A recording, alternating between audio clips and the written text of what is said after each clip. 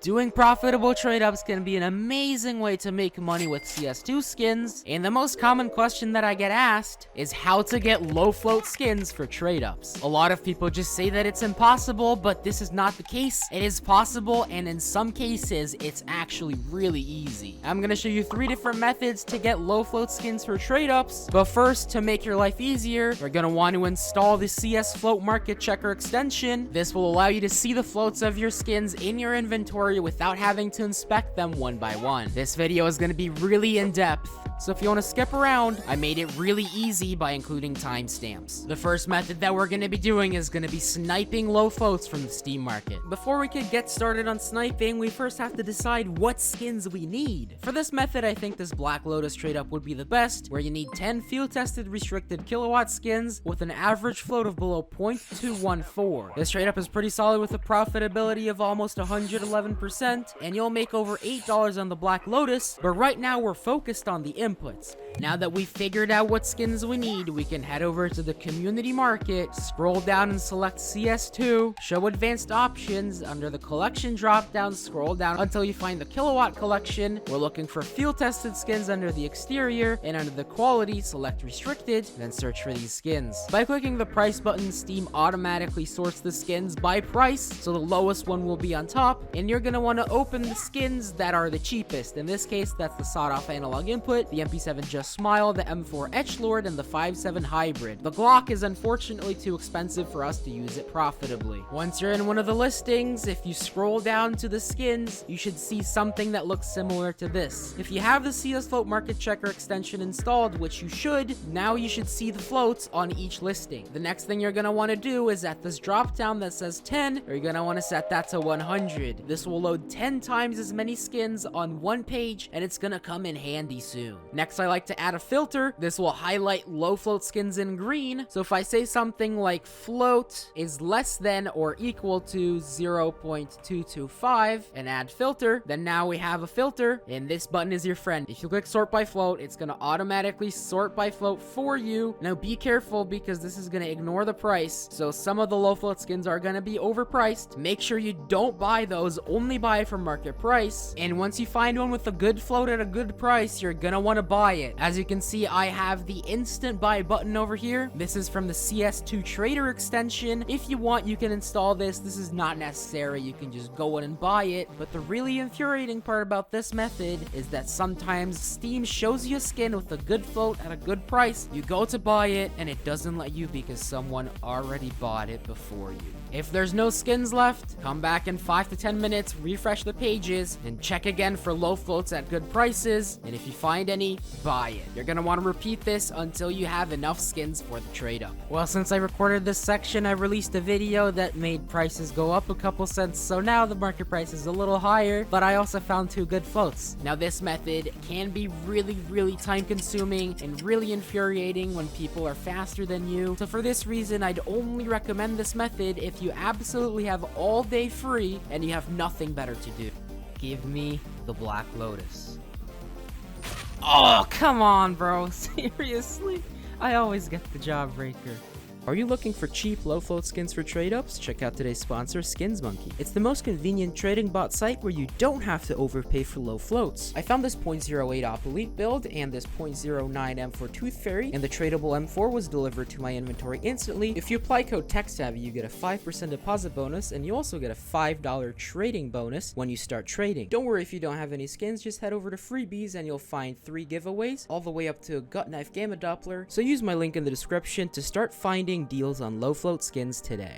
For the second method, you're gonna need another extension. This one is called CS2 Trader, and this one will allow you to mass select items in your inventory to make it easier to list them on the community market. And this is also the extension that gives you the instant buy button, which could help you out if you're sniping floats. This trade up is gonna require 10 minimal wear industrial skins from the bank collection with an average float of below 0.0875. This float requirement might sound really hard, but just let me explain how to get it. It's not hard at all. This trade up is actually a no-risk trade up where you make good money on the Galil Tuxedo and you roughly break even but still make a teeny bit of profit on the Deagle and the CZ. For this one, we're going to be using buy orders, and to set those up, you're going to want to head to the community market, scroll down to CS2, show advanced options. Under the collection, find the bank collection, select minimal wear for the exterior and industrial grade for the quality. Once the results have loaded, you're going to want to select the Nova Cage Steel and the Green Apple. You can use the Death Rattle, but because of the float range, it's going to be kind of hard to get the right floats, even though it is the cheapest. But if you head over to the Green Apple, for example, you'll notice that there's 788 buy orders at 10 cents. So we're going to set buy orders at 10 cents. You're going to want to hit place buy order, change the price to 10 cents, set the quantity to as many as your balance will allow you. I have $19.50 of Steam balance, so it'll let me set 194 buy orders, and you gotta click agree to terms and place buy order. It's that simple. Now you just have to wait. And the reason you have to wait is because of how buy orders work. Imagine a stack of shelves where each shelf corresponds to a price that you can set your buy orders at. Steam essentially adds you to the right side of the shelf that corresponds to the price that you set the buy order at, and when someone sells a skin to a buy order, what Steam does is it checks what price that skin was sold for, it goes to that shelf or the highest shelf below it if that exact shelf is empty, and it takes the leftmost person and sells the skin to them at the price the person listed it for. So not necessarily the buy order price, but whatever the skin was originally listed for. So if we set our buy order at 10 cents, there's 700 or so people in front of us on the top shelf. So we have to wait for 700 green apples to sell at 10 cents to buy orders, and that will clear everyone in front of you. Then once you're the leftmost person on the top shelf, any green apple that gets sold for 10 cents will immediately be bought by your buy order. Now I set buy orders before I recorded this section, and there were only about 150 green apples before me, so I only had to wait a day. Skins started coming in the next day. With 700, it would probably take around a week,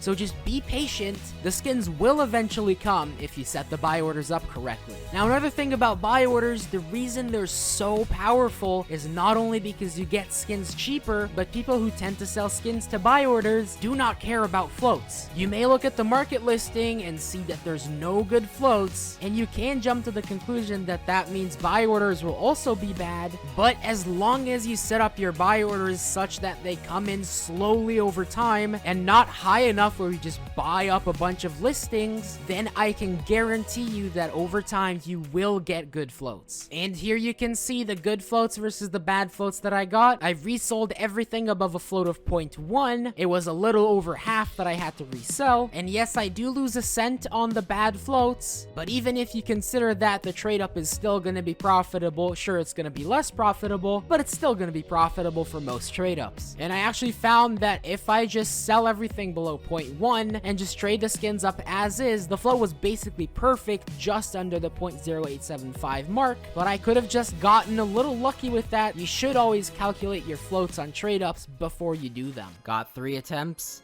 Let's get 3 Galils. Galil. Oh, come on. This has to be a Galil. There we go. That's the Galil. That's what I like to see.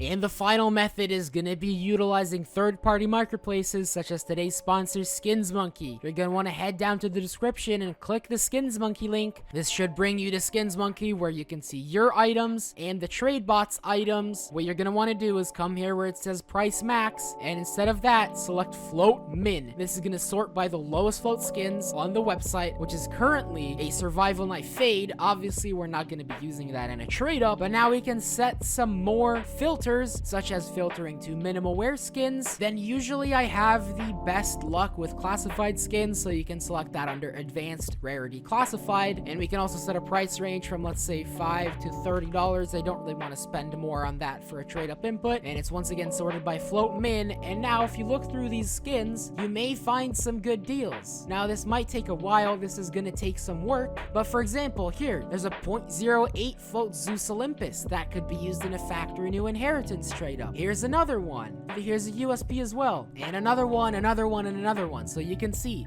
there's a lot of good float skins that you could use here for trade ups. Now, because you're going to want to trade skins to the bot and buy the items from that, it's going to be a bit more complicated to calculate how much this actually cost you. It's not just going to be the sticker price that you see here. And if you want to learn a bit more about how to price skins and how to make profit from Skins Monkey, then check out this video next.